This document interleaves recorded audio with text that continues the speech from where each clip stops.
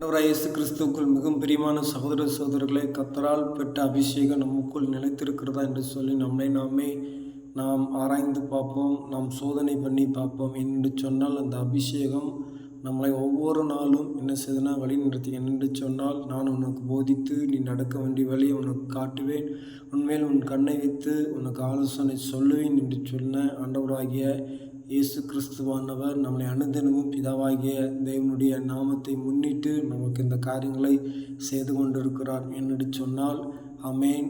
அது சத்தியத்திற்குள்ளாக நிறைந்திருக்கிறது. அந்த சத்தியத்திற்குள்ளாக நாமும் நிலைத்திருக்கும்படியாக ஆண்டவர் என்ன செய்தார்னா இப்படிப்பட்ட அபிஷேகத்தை நம் மேல் ஊற்றுகிறவராக இருக்கிறார்.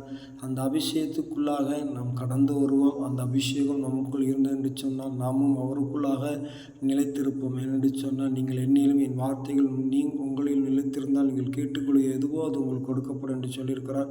இப்படிப்பட்ட நாமத்தை நாம் மகிமைப்படுத்துவோம்.